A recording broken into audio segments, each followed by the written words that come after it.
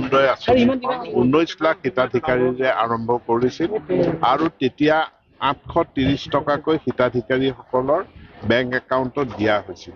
ইয়াৰ পাছত এতিয়া আহি আমি 19ৰ পৰা 27 লাখ হিতাধিকাৰীলৈ সংখ্যা আমি বৃদ্ধি কৰিছো আৰু তেওঁলোকলৈ দিয়া ধনৰাশি 830 টকাৰ পৰা এতিয়া 1250 টকালৈ বৃদ্ধি কৰা হৈছে আৰু অহা বছৰ এই ধনৰাশি 1400 টকালৈ বৃদ্ধি কৰাৰ পৰিকল্পনা কৰা হৈছে। আজি মই ওদালগুৰিত আহিছো। ওদালগুৰিত যোৱা বছৰ আমাৰ কিছু বেকলগ আছিল, যিমান মানুহে পাব লগা আছিল সিমান মানুহে পোৱা নাছিল। এতিয়া অৰুণোদয় 2ত এই বাদ পৰি যোৱা সকলোকে সামৰি লোৱাৰ ফলস্বৰূপে ওদালগুৰি জিলাত 30,221 গৰাকী অতিৰিক্ত বা নতুন হিতাধিকাৰীয়ে 30,221 গৰাকী নতুন হিতাধিকাৰীয়ে তেওঁলোকে এই বেনিফিট লাভ কৰিব।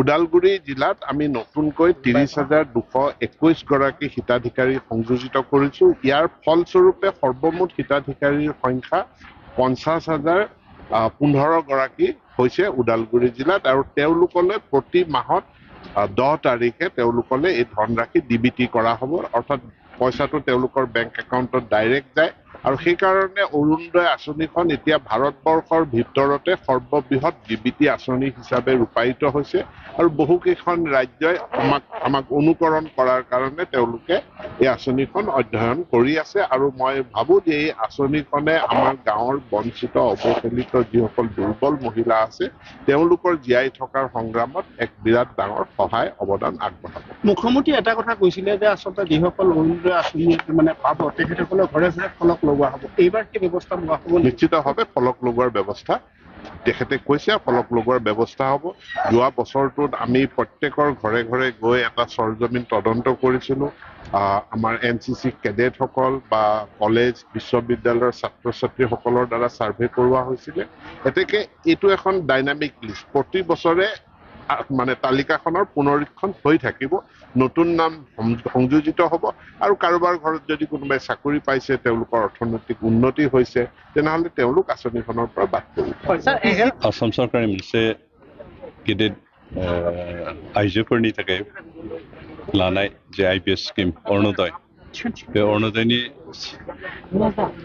बेनिफिसियारिफोरखौ बेयाव फ्राय 9,000 आइजोफोरखौ लिंथुमनानै बिथांमोननो अरुणोदय स्किमनि सार्टिफिकेट डिस्ट्रिबिउसन खालामनाय जादों आरो बे हाबाफारिनि थाखाय गाहाय आलासि हिसाबै जा डक्टर रमेश बेगौ बिथाङा नुजाथि फैनानै बे सार्टिफिकेटखौ डिस्ट्रिबिउट खालामदों।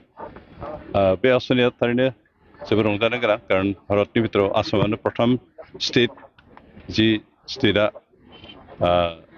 बेखै गोरिब आरो दुखिया न'खरनि जायफोर बिधवा, जायफोर हाबा जायालाफानो बैसो बारग'बाय, बेबायदि आइजोफोरनि थाखाय अरुणोदय स्किमखौ होदों। गिबि समाव बेखौ 830 रांल' होनाय जादोंमोन।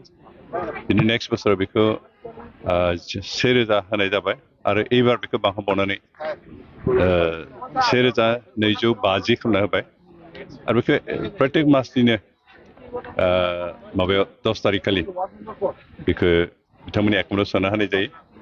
दिनैनि बे हाबाफारियाव 50,000निफ्रायबो एसे बांसिन आइजोफोरनो, उदालगुरि जिल्ला हिसाबै 50,000निख्रुइबो बांसिन आइजोफोरनो बे स्किमखौ होनाय जाबाय आरो हयथ' किसु बाखि थाबावदों, बेखौ जों असम सरकार फारियै होलांबाय थानाय मोनसे डिसिसन लादों।